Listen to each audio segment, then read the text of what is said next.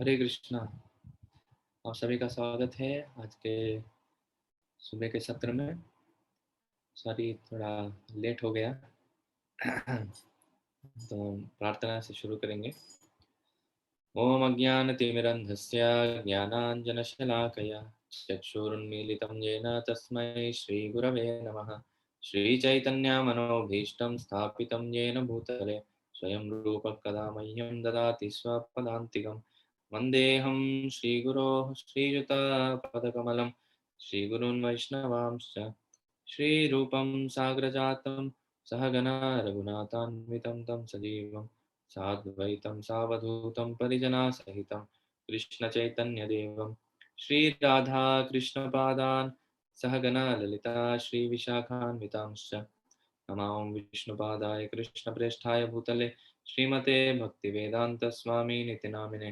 नमस्ते सरस्वते देवे गौरवाणी प्रचारिणे निर्विशेष शून्यवादी पाश्चात्यदेशतारिणे। नमो महावदन्याय कृष्णप्रेमप्रदायते कृष्णाय कृष्णचैतन्यनाम्ने गौरत्विषे नमः। हे कृष्णा करुणा सिंधो दीनबंधो जगत्पते गोपेश गोपिका कांत राधा कांत नमोस्तुते। तप्त कांचन गौरांगी राधे वृंदावनेश्वरी वृषभानुसुते देवी प्रणमामि हरिप्रिये।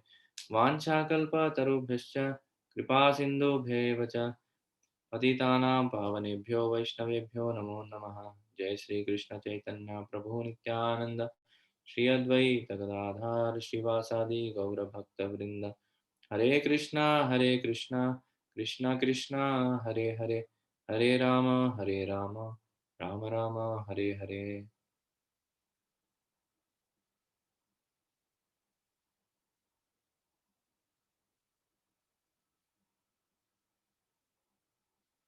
हरे कृष्णा। तो कल हमने चौथे अध्याय में प्रवेश किया। तो जस्ट वन सेकंड।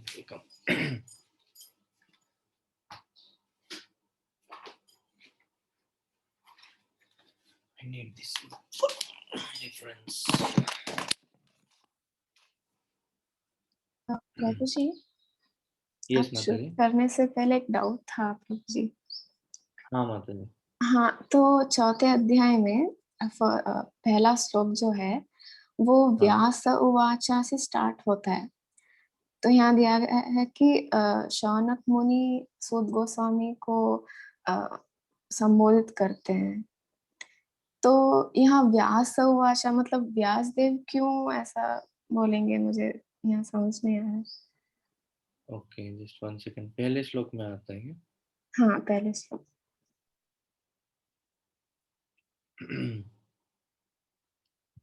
करेक्ट।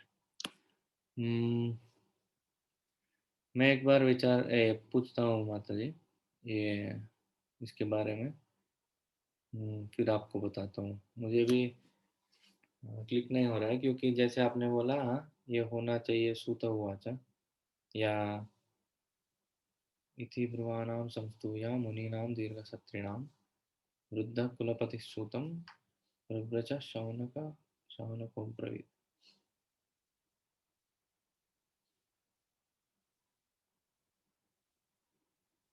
यो वृद्ध अग्रणी शौनक। एक बार इंग्लिश वर्जन में देखते हैं कैसे दिया है। जी प्रभु जी। मैं स्क्रीन शेयर करता हूँ।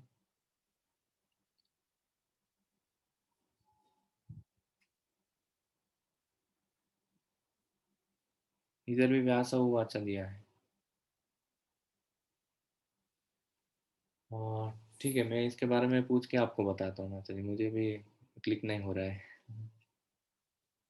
Okay Prabhu ji, thank you. Thank you. तो हम अभी चौथे अध्याय में प्रवेश कर चुके हैं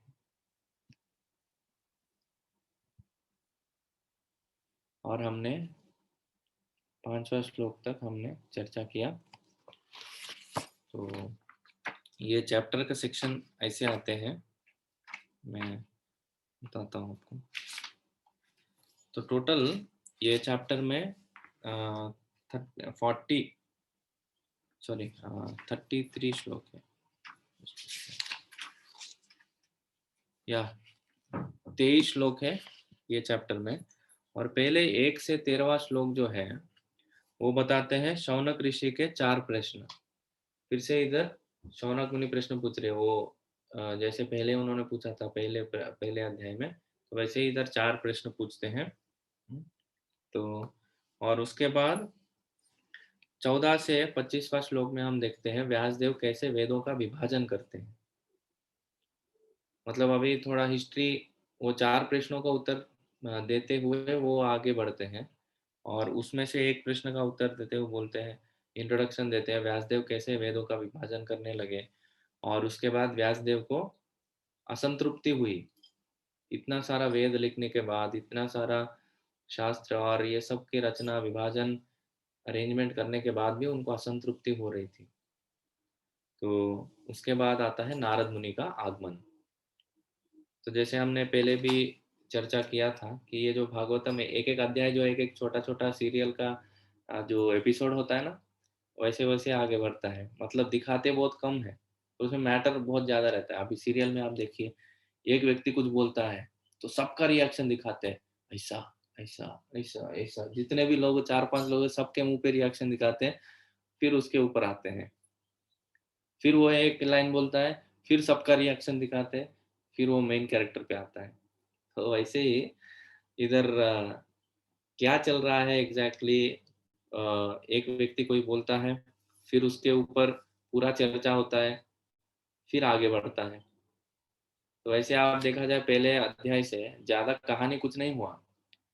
क्या हुआ, सुत गोस्वामी का आगमन हुआ, और मुनि लोग जो थे, ऋषि मुनि, वो सब प्रश्न पूछे, वो प्रश्नों का उत्तर दिया उन्होंने। यही हमारे 3 चैप्टर है, इतना ही कहानी है उसका। और वो प्रश्न क्या पूछा और क्या उत्तर दिया, उसके बारे में बहुत सारा चर्चा हुआ, उसमें बहुत डेप्थ में गए। तो कहानी बहुत छोटी होती है, वैसे भी इधर वैसे ही इधर चौथे अध्याय में भी कहानी बहुत छोटा है। वो व्यासदेव मतलब शौनक मुनि और थोड़े प्रश्न पूछ रहे हैं, वो 6 प्रश्न तो हो गए, अभी और उनको 4 प्रश्न पूछना था। तो वो 4 प्रश्न पूछा उन्होंने, फिर उसका उत्तर देते हुए व्यासदेव के बारे में बताते हैं। सूत गोस्वामी जी बताते हैं कि उन्होंने वेद लिखे, वेदों का विभाजन किया, उसके बाद भी उनके मन में असंतृप्ति हो रही थी। फिर नारद मुनि उधर आते हैं, फिर क्या बोलते हैं हिंदी में पता नहीं, बट तेलुगु में बोलते तरुवाई भागम वच्चे वारम ऐसे। मीन्स नेक्स्ट एपिसोड क्या हो रहा है, ट्रेलर दिखाते हैं बेसिकली। तो वैसे ही इधर व्यासदेव जी अपने आप इमेजिन कर सकते हैं, अपने आश्रम में बैठे हैं और सब ऋषि मुनियों के साथ और चर्चा कर रहे हैं, कौन से मुनि को कौन सा वेद दे के वो विभाजन किए। तो ये सब डिटेल में होता है। तो डिटेल में हम जब जाएंगे तो ऐसे पता चलता है हमको एग्जैक्टली सीन में क्या हो रहा है। बाहरी रूप से देखा जाए तो ये समरी है। ओके, तो अभी सूत गोस्वामी जी बैठे हैं, शौनक मुनि जो लीडर है उधर के, जो ऋषि मुनि थे वो सबके वो लीडर है। तो वो उठ के सब ऋषि मुनियों के प्रतिनिधित्व करते हुए वो सूत गोस्वामी जी को प्रशंसा करते हैं और उनसे प्रश्न पूछने लगते हैं। तो वो 4 प्रश्न क्या क्या है वो हम देखेंगे। आ, इसमें शायद क्वेश्चन नंबर 1 तीसरे श्लोक में ही पहला प्रश्न आ जाता है। कस्मिन् युगे प्रवृत्तेयं स्थाने वा केन हेतुना कुतः संचोदितः कृष्णः कृतवान संहिता मुनिः। कस्मिन् मतलब कौन से युग में, प्रवृत्तेयम स्थाने, स्थाने वा मतलब कौन से स्थान में, केन हेतुना किसके लिए, मतलब किस पर्पस के लिए, किस उद्देश्य से, कुतः मतलब किधर, संचोदितः संचोदित मतलब संचित किया गया, कृष्ण मतलब कृष्ण द्विपायन व्यास के द्वारा, कृतवान संहिता मुनि को संकलन करने का प्रेरणा कहाँ से प्राप्त हुई। तो ये सब प्रश्न उन्होंने पूछा। तो ये हो गया उनका पहला प्रश्न, किधर, कैसे, क्यों लिखा गया भागवतम। हाँ, और उनको प्रेरणा कैसे आई, उनको ये आइडिया कैसे आया भागवतम लिखने का। तो ये हो गया उनका पहला प्रश्न। और दूसरा प्रश्न जो है वो 4 से लेके 8वां श्लोक तक आता है। मतलब ये सब मिला के एक क्वेश्चन होता है। क्या क्वेश्चन क्या है? सुखदेव गोस्वामी के बारे में है वो। हुँ, आप सुखदेव गोस्वामी के बारे में थोड़ा बताइए, ऐसे करके वो बताते हैं। तो इधर हम कल चर्चा कर रहे थे कि छोटा-सा कहानी हमको पता होना चाहिए। तो क्या होता है, एक बार शिवजी पार्वती को भागवत कथा सुनाते रहते हैं। तो पार्वती जी सुनती हैं, जैसे हम कथा सुनते वक़्त हम बोलते हैं ना हुँ, वैसे बोलते हैं, तो वह पार्वती जी भी कर रहे थे, हाँ, हाँ, ऐसे कर रहे थे। तो बहुत देर तक शिवजी कथा करते रहे, वो हाँ, हाँ का साउंड सुनते वो तो ध्यान में मुग्ध होके कथा करने लगे। आँख बंद करके भगवान के ऊपर ध्यान करते हुए एकदम मज़े में रहे शिवजी। उनका ध्यान तो भगवान के ऊपर है, वो देखे नहीं, हाँ, हाँ आ रहा है तो वो चलते गए। कुछ देर बाद उन्होंने आँखें खोल के देखा, तो पार्वती जी तो झपकी मार रही है, वो तो सो रही है। तो फिर उन्होंने सोचा कि हाँ, हाँ वाला साउंड कहाँ से आ रहा है? तो वो इधर-उधर देखे, ऊपर देखे एक तोता बैठा था। तो वो तोता जो है सुनते-सुनते हाँ, हाँ ऐसे कर रहा। शिव जी को क्रोध आया, भाई इधर मैं बोलते जा रहा हूँ, मेरे को पता भी नहीं चला पार्वती जी सो गए। ऐसे करके वो तोते का पीछा करने लगे। तोता भी डर गया, अभी शिव जी पीछे पड़े हैं मतलब। तो वो डर के उड़ने लगे, उड़ने लगे, उड़ने लगे जैसे। वो टाइम व्यासदेव और उनके पत्नी जो थे, उनके आश्रम में थे। और तब व्यासदेव की पत्नी ऐसे जाम्बली ले रही थी, मतलब क्या बोलते हैं, अ, नींद आता है तो हम ऐसे करते हैं ना करके, तो ऐसे ले रहे थे, तो यॉर्निंग। तोता जो है हाँ, यॉर्निंग जमाई। यार नहीं, जमाई जमाई ले रहे थे। तो तब वो तोता जो है उनके मुंह में घुस गया और उनके पेट में जाके बैठ गए। तो अभी शिव जी तो आए, समझ गया अभी तो ठीक है, वो चले गए। तो उनको तब समझ में आता है, ये जो अ, पेट में जो तोता गया ना, वही सुखदेव गोस्वामी थे। वो पेड़ के ऊपर बैठ के शिव जी का कथा सुन रहे थे। तो ये सुखदेव गोस्वामी आते हैं और बाहर नहीं निकलते हैं, 16 साल तक अपने माँ के गर्भ में रहते हैं।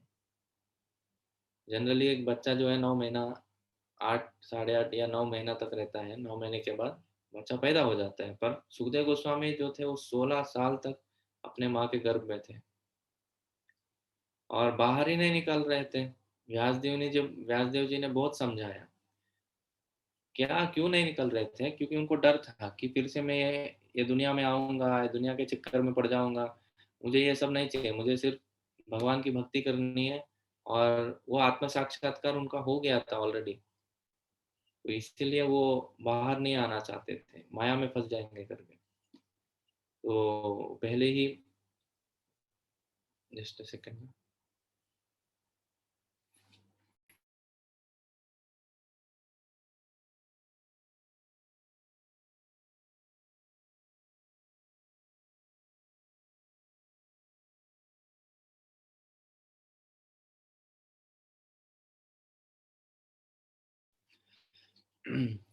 तो व्यासदेव जी बहुत समझाए उनको कि कुछ नहीं होगा आपको, आप भगवान का भक्ति करेंगे, कुछ नहीं होगा, कुछ नहीं होगा। फिर भी वो बाहर ही नहीं आना चाहते थे, मैं इधर ही ठीक हूँ करके वो बैठे।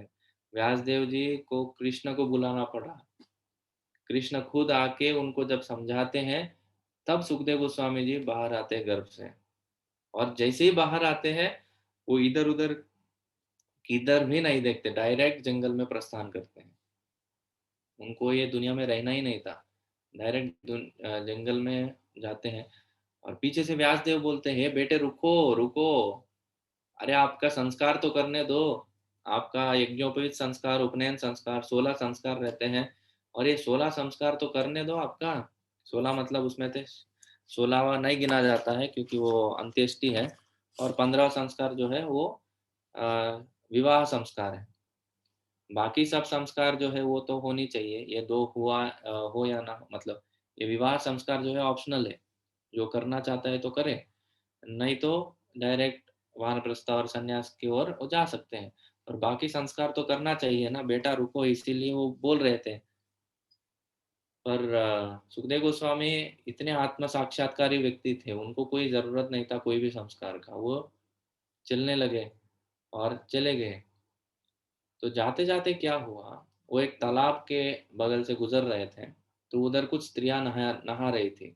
उनके शरीर के ऊपर कुछ कपड़े नहीं थे। फिर भी जब और सुखदेव ये जो सुखदेव गोस्वामी थे, उनके शरीर के ऊपर भी कुछ भी कपड़ा नहीं था, वो वैसे ही रहते थे।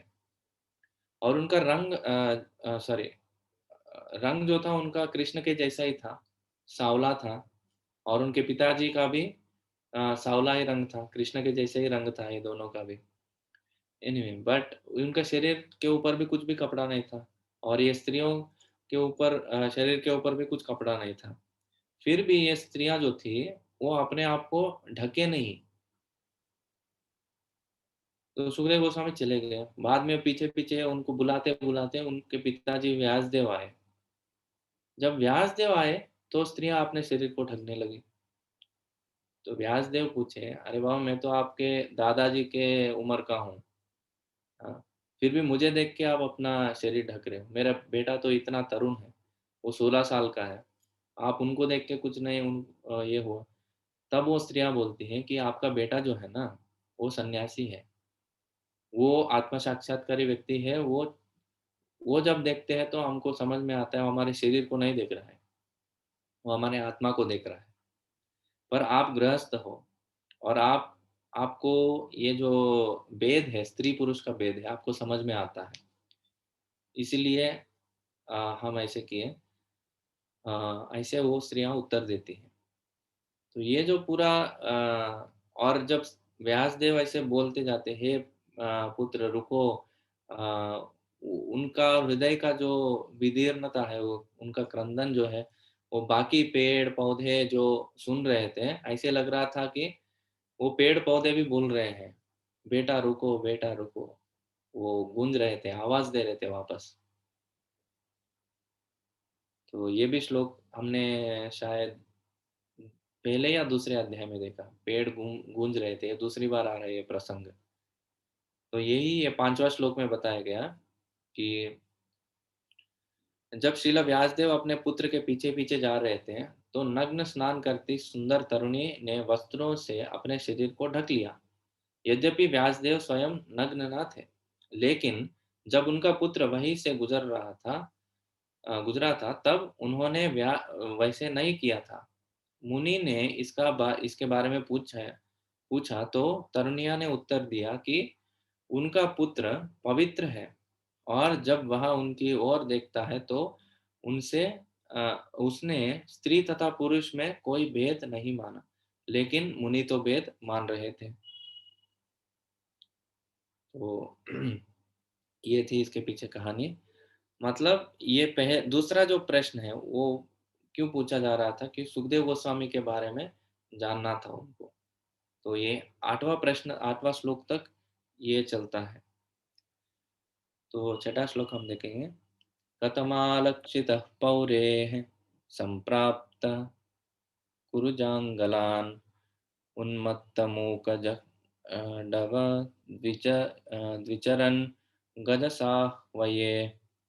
कुरु तथा जांगल प्रदेशों में पागल, गूंगे तथा मूढ़ की भांति घूमने के बाद जब वे मतलब व्यासदेव के पुत्र श्रील सुखदेव हस्तिनापुर, आपकी दिल्ली जो है, हस्तिना नगर में प्रविष्ट हुए, तो वहां के नागरिकों ने उन्हें कैसे पहचाना। मतलब सुखदेव गोस्वामी ऐसे रहते थे जैसे उनको कुछ पढ़ा नहीं है, ऐसे कपड़े भी नहीं पहनते थे, घूमते थे इधर उधर कैसे भी घूमते थे। और इधर बोला गया ना, पागल, गूंगे तथा मूढ़, ऐसे कुछ कुछ ऐसे हम देखते हैं इधर लोग रहते हैं जो सड़क पे ऐसे ऐसे घूमते हैं ना, तो बच्चे लोग उनके पीछे पत्थर मारते हैं या ऐसे उनको खींचते हैं, उनके ऊपर पटाखे फेंकते हैं, तो उनको चिढ़ाते हैं बेसिकली। ऐसे व्यवहार करते थे। वो तो ये दुनिया के पागल लोग हैं सड़क पे घूमने वाले। पर सुखदेव गोस्वामी जी भी ऐसे नजर आते थे, किधर घूमते थे क्या पता नहीं। ऐसे पागल जैसे दिखने वाले व्यक्ति को जब वो आए गंगा के तट पे, तो बाकी ऋषि मुनि ने उनको पागल क्यों नहीं समझा। उनको कैसे पहचाना उन्होंने, ये महाभागवत है करके उनको उनको कैसे पहचाने। जैसे सुखदेव गोस्वामी आते हैं ना, आपको दूसरे स्कंद में आएगा, जैसे ही सुखदेव गोस्वामी आते हैं सब लोग खड़े हो जाते हैं, उधर के गंगा के तट पे जितने भी मुनि ऋषि थे सब लोग खड़े हो जाते हैं, उनको आदर देते हैं, सत्कार देते हैं और व्यासासन पे बिठाते हैं। जबकि बाकी लोग जो थे ना, वो बच्चे लोग जो उनके पीछे पड़े रहते थे, उनको चिढ़ाते थे, वो लोग परेशान हो गए, भाई कौन है ये? तो ये प्रश्न पूछ रहे हैं कि कैसे पहचाना, कैसे उन्होंने ये महान व्यक्ति है करके। हम्म। कथं वा पाण्डवे यस्य राजर्षेर्मुनिना सह संवादः समभूतात् यत्रेषा सात्वती श्रुतिः। राजा परीक्षित की इस महामुनि से कैसी भेंट हुई, जिसके फलस्वरूप वेदों के इस महान दिव्य सार भागवत का वचन संभव हो सका। तो आप बोलिए, मुझे ये कथा बोलिए कि सुखदेव गोस्वामी का आगमन कैसे हुआ, वो परीक्षित महाराज से मिले कैसे, कृपया ये हमें बताइए। तो ये दूसरा प्रश्न था उनका। और पहला प्रश्न क्या था? About history of Bhagavatam and Naimisharanya, Bhagavatam कैसे आया, ये प्रश्न था। दूसरा प्रश्न था सुखदेव गोस्वामी कैसे मिले परीक्षित से। अभी प्रभु इसके जी, बाद इसके पहले ये और एक प्रश्न था ना प्रभु जी, मुनियों ने कैसे पहचाना करके। हाँ वही, ये सब मिला के एक ही प्रश्न है सुखदेव गोस्वामी के बारे में। 4 से 8 वाला श्लोक है ना, 5 श्लोक, तो ये सब 5 श्लोक सुखदेव गोस्वामी के बारे में पूछ रहे हैं। ठीक है। ऐसे उससे पहले जो तीसरा श्लोक है वो पहला प्रश्न था। क्या था कि ग्रंथ का संकलन क्यों किया गया, भागवतम क्यों लिखा गया और उनको प्रेरणा कैसे मिली, कब कैसे और क्यों लिखा गया, ये पहले प्रश्न था। तो भागवतम के बारे में वो प्रश्न था।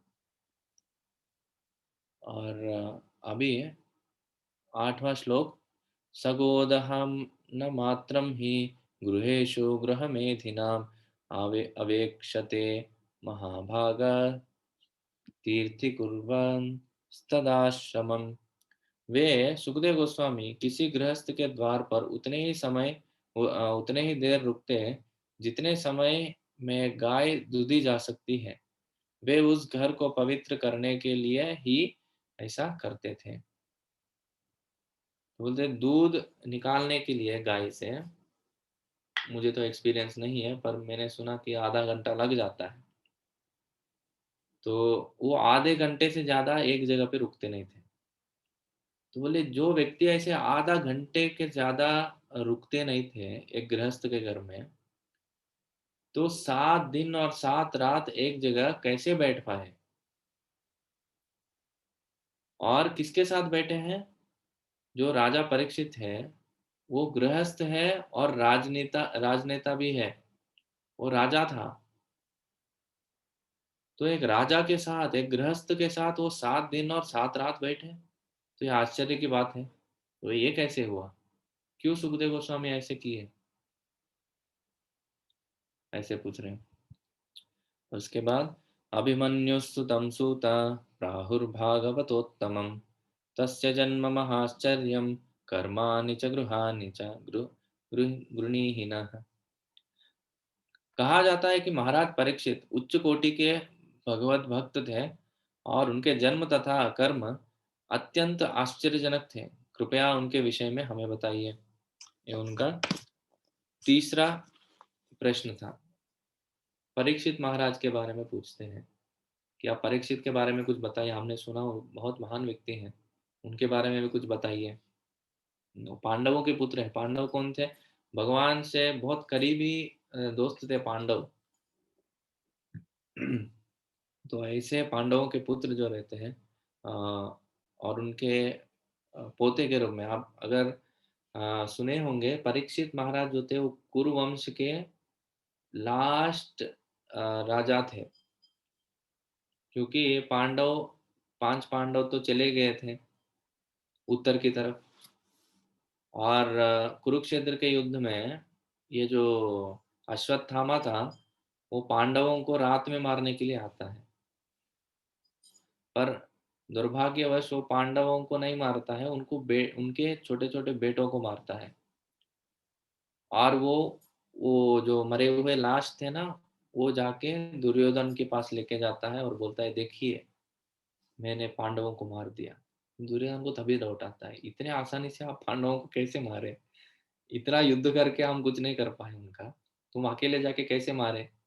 बोलते नहीं नहीं, मैंने मैंने मार दिया, जब वो सो रहे थे ना मैंने मार दिया। तो दुर्योधन को ना उसका उनका जो कटी, मतलब जो उनका वेस्ट था, वो भीम द्वारा वो मारा गया था। वो उसका शरीर काम नहीं कर रहा था, वो नीचे गिरा था।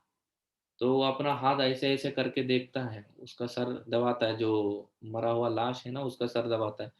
बोले ये इतना सॉफ्ट है, ये पांडवों का नहीं हो सकता। तो उल्टा अश्वत्थामा को डांटता है वो, पागल व्यक्ति, तुम पांडवों को नहीं मारे, उनके बच्चों को मारे। तो 5 पांडवों के बच्चों को मार देते हैं।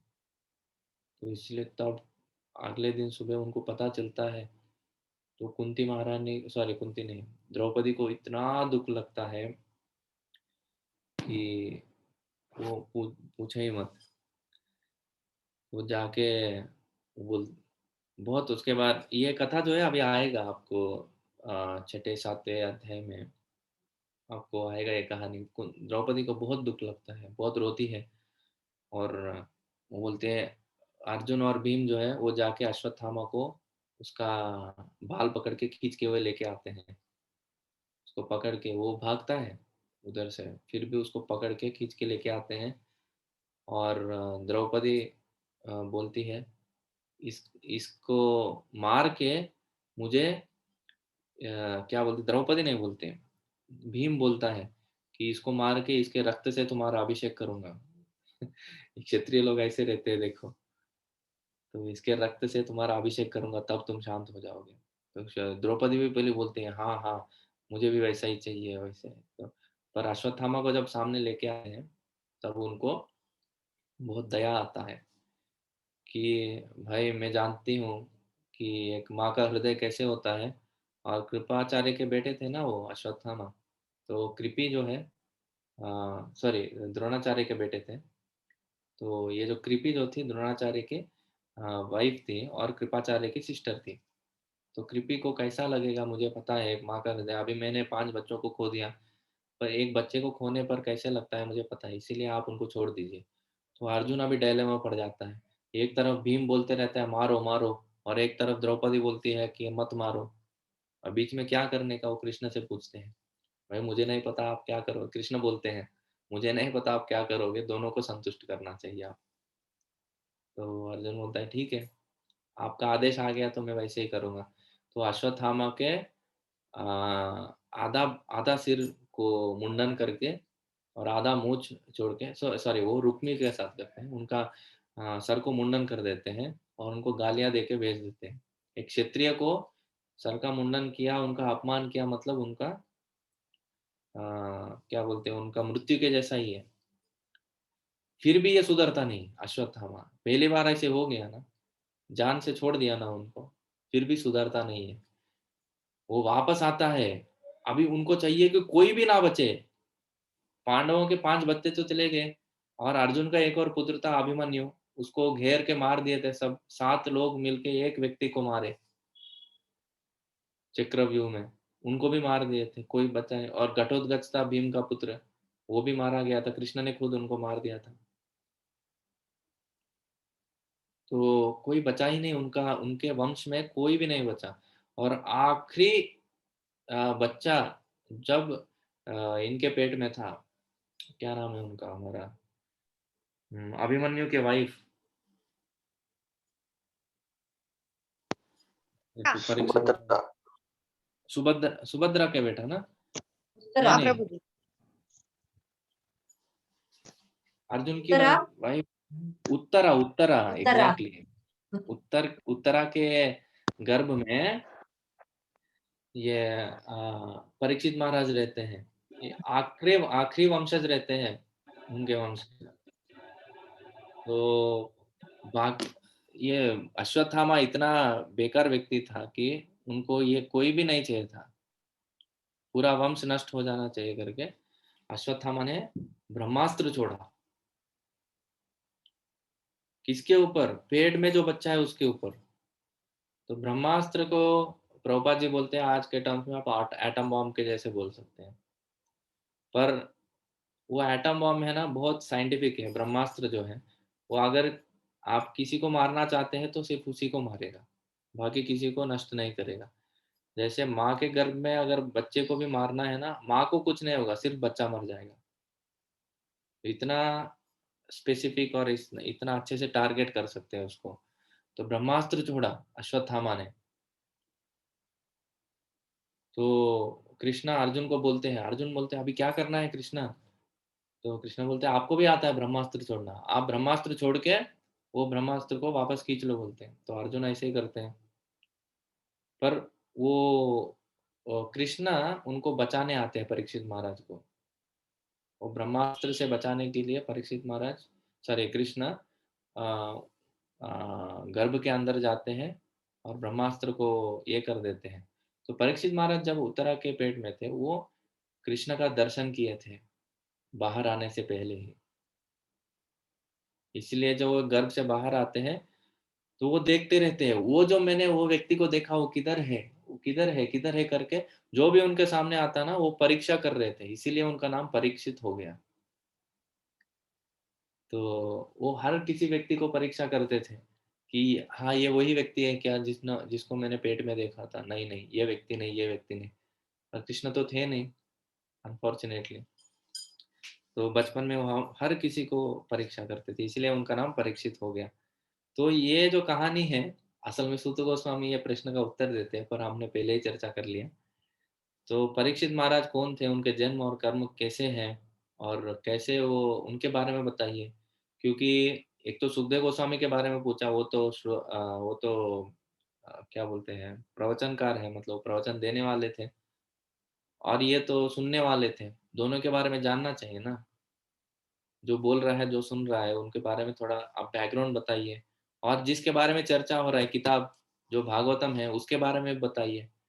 तो उन्होंने वक्ता के बारे में पूछा, श्रोता के बारे में पूछा, और जो किताब है उसके बारे में भी पूछा। और इसके बाद आता है, ससम्राट कस्य वा हेतोः पाण्डूनां मानवर्धनः प्रायोपविष्टो गंगायां नाद नादृत्याधिराट धीराट श्रियम। वे एक महान सम्राट थे। परीक्षित महाराज जो थे वे एक महान सम्राट थे, और उनके पास उपार्जित राज्य के सारे ऐश्वर्य थे। वे इतने वरेण्य थे कि उनसे पांडु वंश की प्रतिष्ठा बढ़ रही थी।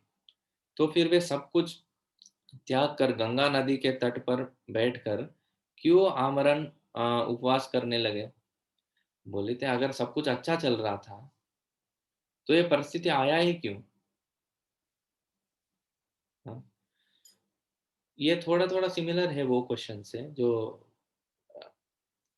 सुखदेव गोस्वामी परीक्षित महाराज से कैसे मिले, वो सुखदेव गोस्वामी की तरफ से हो गया। पर इधर परीक्षित महाराज के साइड क्या हुआ कि वो इतना राज्य उनका अच्छा चल रहा था। उनको पता था कि ये अधर्म, जो कली रूप, कली कली पुरुष जब आता है, तो परीक्षित महाराज उनको राज्य में एंट्री नहीं दिए थे। वो बोले आपको 4 स्थान देता हूं मैं, जिधर भी अवैध संघ होता है, जिधर भी नशापान होता है, जिधर भी आ, ये होता है, जुआ खेलने लगते हैं। तो हमारे 4 रेगुलेटरी प्रिंसिपल्स है ना, तो वो जिधर भी ब्रेक होते हैं, जिधर भी ये सब चीजें होते हैं, आप जाके उधर रहो। पर परीक्षित महाराज इतने बुद्धिमान थे, अपने पूरे राज्य में ये सब अधार्मिक कार्य किधर भी नहीं हो रहे थे। तो पर कलिराज को कोई रहने का स्थान ही नहीं था। तो फिर से कलिराज आते हैं उनके पास और बोलते हैं भाई आप तो मुझे कोई आप मुझे ट्रिक किए हैं, मुझे मेरे साथ चीटिंग की है। आप तो बोले ये 4 स्थान, पर ये 4 चीजें आपके राज्य में हो ही नहीं रहे हैं, तो मैं कहाँ रहूं? तो वो बोलते हैं ठीक है, आपको एक 5वां स्थान देता हूँ, जिधर भी आवश्यकता से ज्यादा धन का अर्जन होता है या उसका स्टोरेज होता है, उधर जाके आप रह सकते हैं। वो इनडायरेक्टली वो सोने के बारे में बोलते हैं, क्योंकि सोना जो है वो टाइम पे वैल्यू माना जाता था ना, इसीलिए वो बोलते हैं सोना मतलब किसी के पास सोना है, मतलब वो आवश्यकता से ज़्यादा उसके पास धन है। आजकल जो बैंक बैलेंस का कॉन्सेप्ट है ना, यही है। अगर सिंपल बात में बोला जाए, किसी के पास अगर बैंक बैलेंस है तो उसके पास कल ही रहेगा। तो ये परीक्षित महाराज ने दिया उनको कि आप आवश्यकता से ज़्यादा धन किसी के पास अगर है तो उनके पास कलिराज रहेंगे। आवश्यकता क्या है हमारे शरीर का निर्वहन करना, हमारे परिवार का निर्वहन करना, बस। इससे ज़्यादा हम रखेंगे तो कलिराज क्या करता है, 2 चीज़ करते हैं। जब साथ में रहते हैं तो झगड़ा लगाता है, जब अ, अकेले रहेंगे तो हमको डुप्लीसिटस बनाता है। डुप्लीसिटस मतलब अंदर एक बाहर एक। तो इसलिए बोलते हैं ना, एक व्यक्ति का अगर असली कैरेक्टर जानना है तो देखिए वो अकेले में क्या करता है, जब वो अकेला रहता है तो क्या करता है। तो कलिराज यही करता है, जब हम अकेले रहते हैं ना, वो हमारे कैरेक्टर के ऊपर काम करता है। और जब हम साथ में रहते हैं तो किसी के साथ में या परिवार के साथ झगड़े लगा देता है। इसलिए कलह का युग बोला जाता है। Quarrel and hypocrisy, these are the two functions of Kali Yuga or Kali Raj. When we are together we fight, and when we are alone we become a hypocrite. If Kali is there with us, then these are the effects that come in our life. तो इसीलिए कली को जितना दूर रखेंगे उतना अच्छा है। तो कैसे दूर रखने का, ये 4 नियम पालन करना चाहिए। No meat eating, no gambling, no intoxication, no illicit sex. मतलब मांसाहार नहीं करना, जुआपन नहीं करना, जुआ नहीं खेलना, नशापान नहीं करना और अवैध संग नहीं करना। और 5वां चीज क्या है, जितना जरूरी है उतना ही कमाना और उतना ही हमारे जीवन के लिए रखना। ज्यादा करेंगे तो आपको कलिराज का नोटिफिकेशन आएगा मोबाइल में, तो नया new video uploaded all YouTube notifications will come anyway. But opposite to this we also, हमको ये भी करना चाहिए, हरे कृष्ण का जप करना चाहिए। हरे कृष्णा कृष्णा कृष्णा हरे हरे, हरे राम राम राम हरे हरे। ये जब करेंगे तो कलिराज के जितने भी इफेक्ट है ना, उसको नलीफाई करेंगे। तो कलयुग के लिए, हर एक युग के लिए जो प्रोसेस है ना, वो युग के लिए जो भी त्रुटियां हैं उसको शमन करते हैं। तो वैसे कलयुग के जो त्रुटियां हैं, ये क्वारल एंड हिपोक्रेसी जो है, इसको शमन करने के लिए हरे कृष्ण महामंत्र परफेक्टली काम करता है।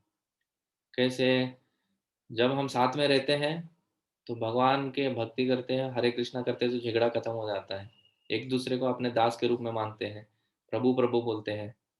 तो आप प्रभु मतलब आप मेरे मास्टर हैं, तो आप अपने स्वामी के साथ, अपने बॉस के साथ कैसे झगड़ा करेंगे। हर हर कोई अपने दूसरे व्यक्ति को बॉस मानने लगेगा, तो उधर झगड़ा खत्म हो गया। और जब हम अकेले में रहते हैं तो क्या करेंगे, जप करेंगे। अकेले में रहते हैं तो भगवान का ध्यान करेंगे, जप करेंगे। और साथ में रहते हैं फिर भी हम जप करेंगे, भगवान का भक्ति करेंगे। तो ऐसे कलिराज का इफेक्ट कंप्लीटली नलीफाई हो जाता है। तो ये इधर प्रश्न पूछ रहे हैं कि असल में परीक्षित महाराज के साइड में क्या हुआ कि उनको आने लगा, राज्य क्यों छोड़ दिया उन्होंने। तो इसके लिए वो एक कहानी बताते हैं, कैसे वो जंगल में जाते हैं और क्या नाम है वो ऋषि का, उनके उनके गले में वो मरा हुआ सांप डालते हैं, उनका बेटा श्रृंगी जो है उनको शाप देते हैं। तो ये जो कहानी है वो ये प्रश्न के उत्तर के रूप में वो बोलते हैं। शमीक ऋषि के गले में वो सांप डालते हैं। तो ये हो गया उनके 4 प्रश्न। तो और इसके बाद थोड़ा और इंटर बैकग्राउंड देखें। वो 14वां श्लोक से लेके 25वां श्लोक तक वो बताते हैं कि व्यासदेव ने कैसे वेदों का विभाजन किया। मतलब पहले प्रश्न का उत्तर देना चालू करते हैं वो। पहला प्रश्न क्या था? भागवतम कैसे आया? क्यों लिखा गया? कब लिखा गया? तो ये सब प्रश्नों का 14वां श्लोक से वो करते हैं, पर ये 3 श्लोक अब हमें देखेंगे। नमन्ति यत्पादनिकेतमात्मनः शिवाय हानिय धनानि धनानि शत्रवः कथं स वीरः श्रियमङ्ग दुस्त्यजां युवै शतोस्त्र्यष्टु महोसहा सुभिः। वे इतने बड़े सम्राट थे कि उनके सारे शत्रु आकर अपने भलाई के लिए उनके चरणों पर अपना शीश झुकाते थे और अपने सारी संपत्ति अर्पित करते थे। वे तरुण और शक्तिशाली थे और उनके पास अलभ्य राजसी एवं ऐश्वर्य था। तो फिर वे अपना सर्वस्व, यहाँ तक कि अपना जीवन भी क्यों त्यागना चाह रहे थे? तो उनको समझ में आया ही नहीं, इतना अच्छा व्यक्ति है, इतना राज्य चल रहा है, वो इतने अच्छे भक्त थे, कोई भी प्रॉब्लम था ही नहीं उनमें। तो क्यों ऐसा किया उन्होंने? क्यों ऐसे सडनली निर्णय लिया कि मुझे छोड़ के मुझे गंगा के तट पे जाके मैं तपस्या करूंगा, और 7 दिन में वो चले भी गए। क्यों ऐसा डिसीजन लिया उन्होंने सडनली? शिवाय लोकस्य भवाय भूतये य उत्तमश्लोकपरायणा जनाः जीवन्ति नात्मार्थमसौ पराश्रयं मुमोच निर्विद्य कुतः कलेवरम्। जो लोग भगवत कार्य में अनुरक्त रहते हैं, वे दूसरों के कल्याण, उन्नति तथा सुख के लिए ही जीवित रहते हैं। वे किसी स्वार्थवश जीवित नहीं रहते। अतएव राजा परीक्षित ने समस्त सांसारिक वैभव की आसक्ति से मुक्त होते हुए भी अपने उस मर्त्य शरीर को क्यों त्यागा जो दूसरों के लिए आश्रय तुल्य था? मतलब इधर बोलना चाह रहे हैं कि जो भक्त रहते हैं ना, वो किधर भी रहे, वो भगवत चेतना में रहते हैं। हम्म, वे किसी स्वार्थवश जीवित नहीं रहते। वो उनका जीवन सिर्फ दूसरों के कल्याण के लिए है, वो खुद के बारे में कभी सोचते नहीं। इतना उदार हृदय वाले परीक्षित महाराज, जिनका शरीर से सिर्फ लोगों का सेवा हो रहा है, अभी वो शरीर नहीं रहेगा तो लोगों का सेवा रुक जाएगा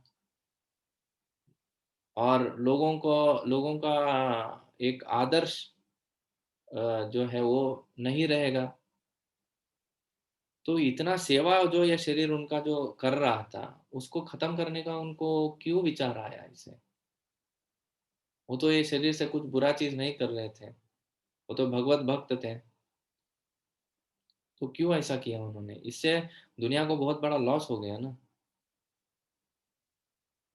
जैसे परीक्षित, जैसे हम देखते हैं कोई बड़े बड़े भक्त रहते हैं, सन्यासी रहते हैं महाराज, जो जब उनका वापस वो चले जाते हैं भगवान के पास, तो हमको लगता है ना कि क्यों ऐसे चले गए? वो रहते तो कितना अच्छा रहता था।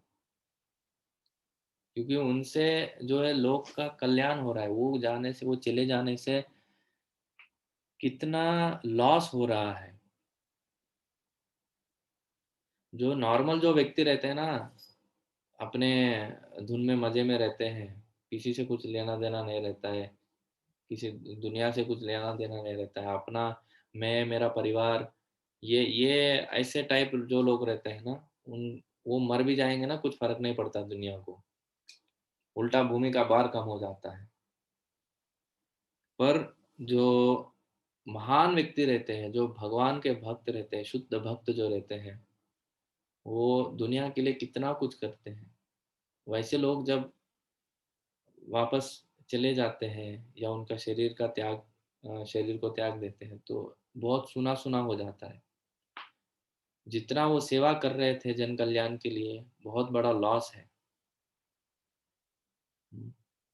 तो इसीलिए उनके आविर्भाव और तिरोभाव दिवस दिवस पे भी हम उनको याद करते हैं। भाई आप कितना सेवा करते थे, आप रहते थे तो हमारा कितना कल्याण होता था। ऐसे। तो उसी उद्देश्य से इधर बोल रहे थे कि परीक्षित महाराज भी वो श्रेणी के थे, कितना महान व्यक्ति थे वो लोगों का कितना सेवा करते थे, लोगों को भक्त बनाते थे। तो अभी वो नए रहने से बहुत लॉस हो रहा है हमको।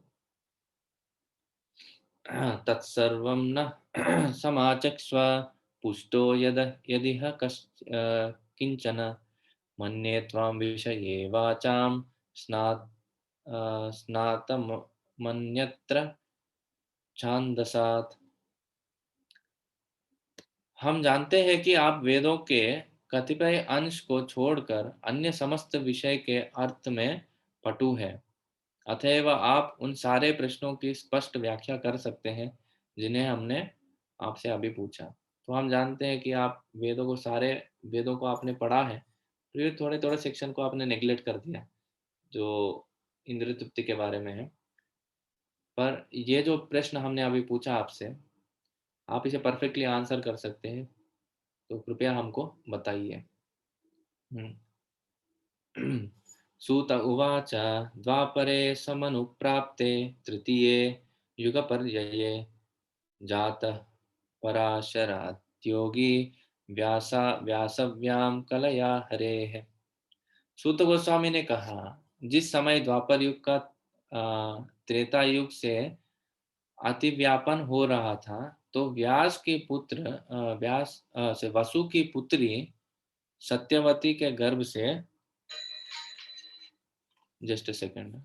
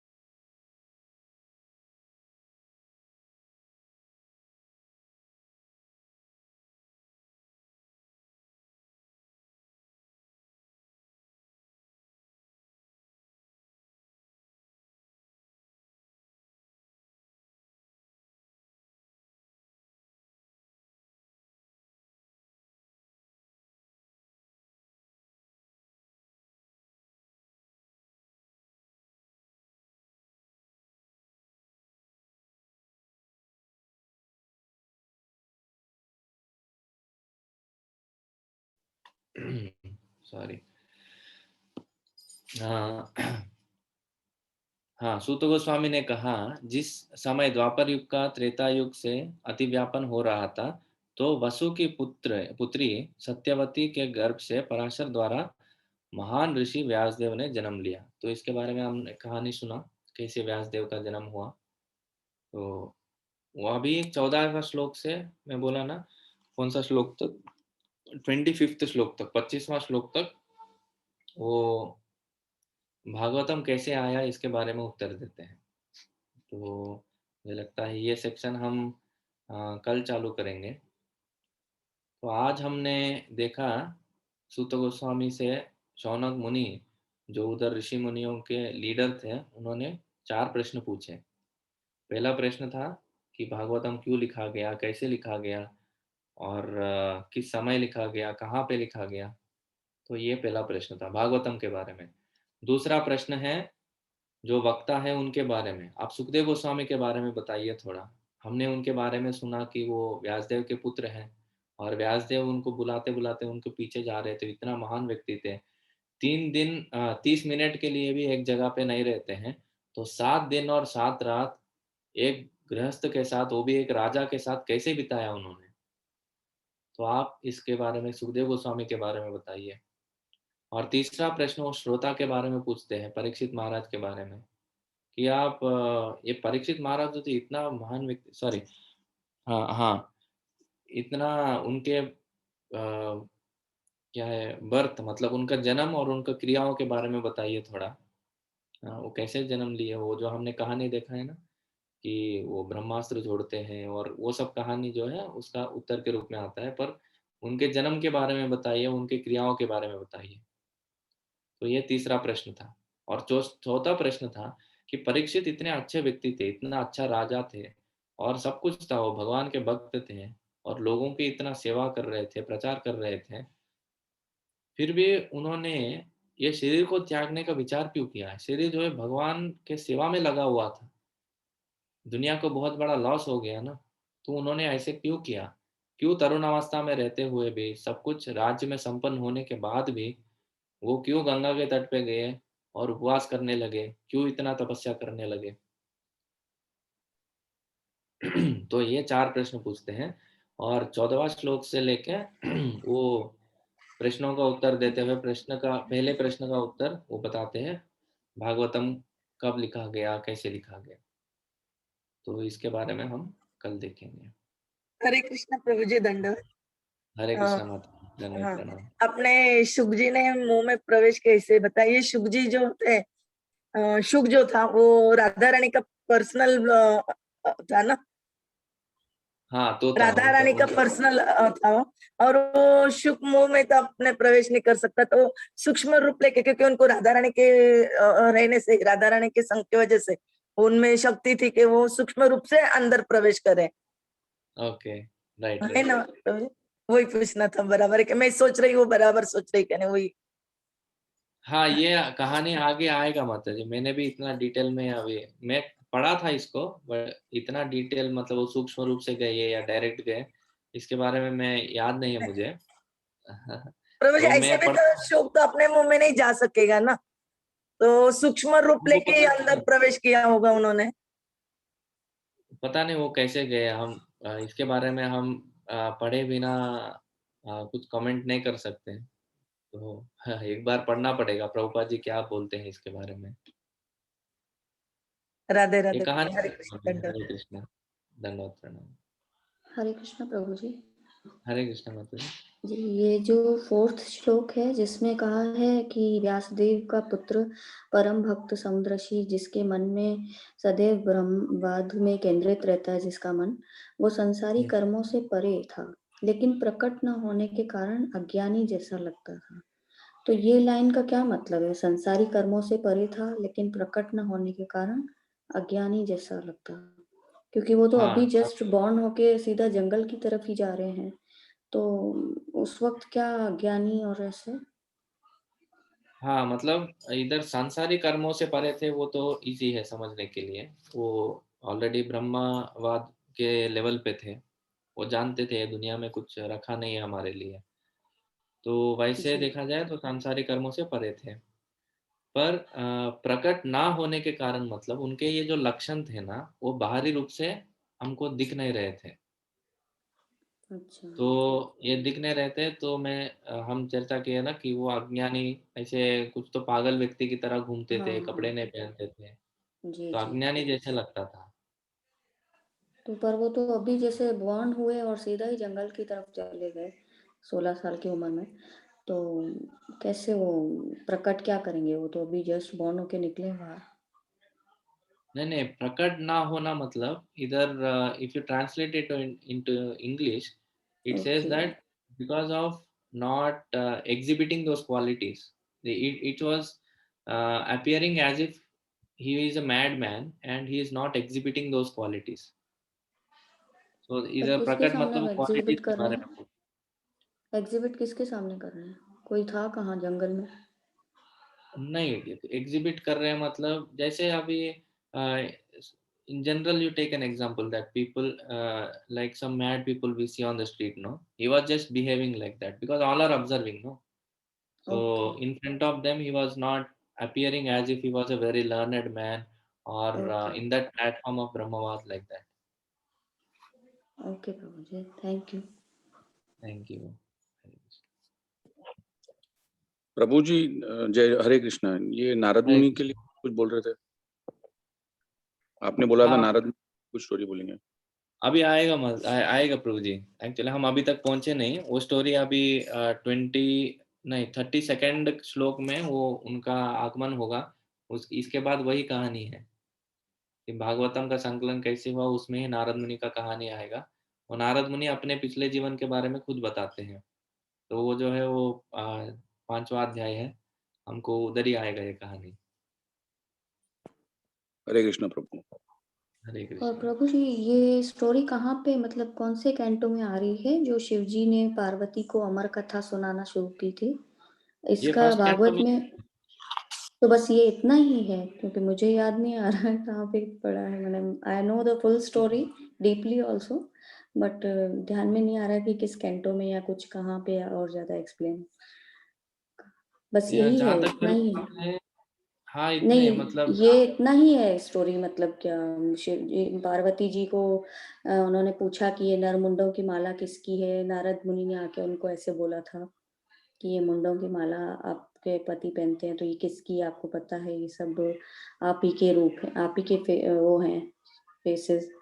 तो पार्वती जी की कहती पूछती हैं उनसे तो शिव जी बोलते हैं कि मैं अमर हूँ और तुम्हारे बार बार जन्म हुए हैं तो ये तुम्हारे ही मुंडों की माला है जो मैं पहनता हूँ। तो तब पार्वती जी ने ऐसे कहा कि मुझे भी ये अमर कथा सुनाइए जो आप जानते हैं। तो तब शिव जी ने कहा कि एक गुफा में उन्होंने एक जगह को चूज किया और वहां पे सब जो भी जीव जंतु थे उन सबको हटाया और स्टार्ट की स्टोरी। फिर तीसरे चौथे दिन जब पार्वती जी सुन रही थी तो उनको जब कृष्ण का जन्म आने लगा तो उनको उसमें लीन हो गई थी वो स्टोरी में एकदम हो ही गई थी पार्वती जी और उन्हें लगा कि सो गई हैं तो वो हूँ करना बंद किया। तो ये पूरा डीप स्टोरी जो है वो और कहाँ लिखा है मैंने। शायद ये भागवत महात्म्य में भी आ सकता है, मुझे पता नहीं महात्मा एग्जैक्टली है राइट हाँ महात्मा है वो हो तो सकता है। आप आई चेक थोड़ा हाँ रिसर्च करना पड़ेगा। जी जी। मतलब मैंने भी ये जो, एक्चुअली साप्ताहिक भागवत में ही सुनी है ये स्टोरी एक्चुअली। हाँ मैंने इसको दो अलग अलग पार्ट में सुना, जो वो नारद मुनि आके उनसे बात करते हैं वो एक स्टोरी के जैसे सुना, और ये जो हाँ, आज हमने जो डिस्कस किया वो एक स्टोरी के रूप में सुना। ये दोनों के बीच में कनेक्शन है करके मैं अभी सुन रहा हूँ आप जब बता रहे हैं। जी जी। तो,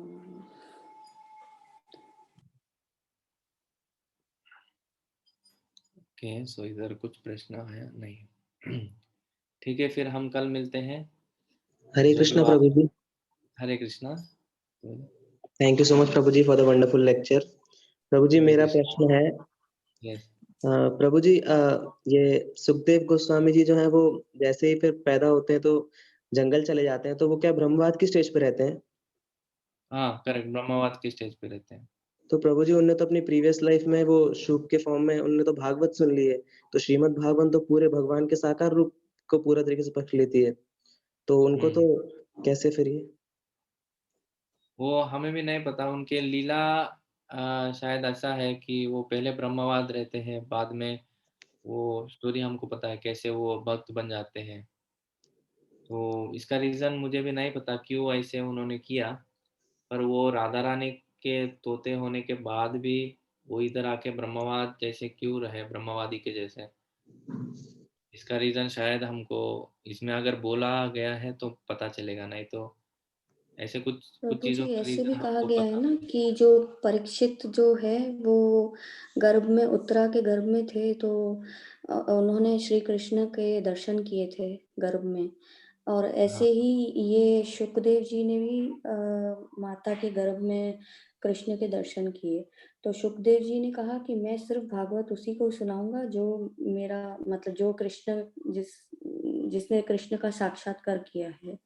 तो इसीलिए उन्होंने चूज किया परीक्षित को स्टोरी सुनाना ये भागवत की कथा सुनाना। तो हम्म। ये रीजन हो सकता है उनके इस क्योंकि ये भी एक लीला ही है।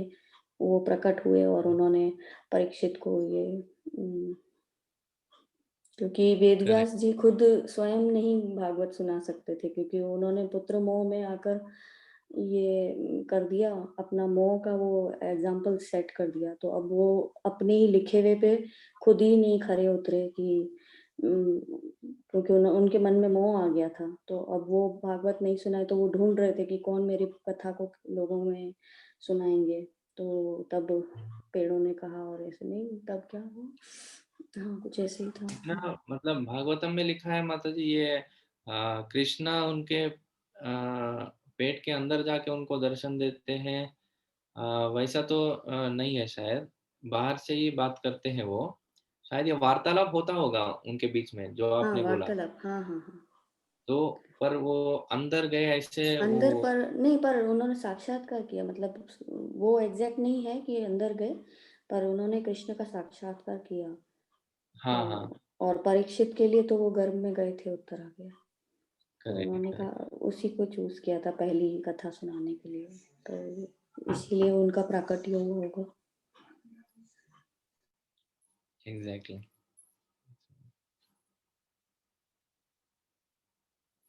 यस।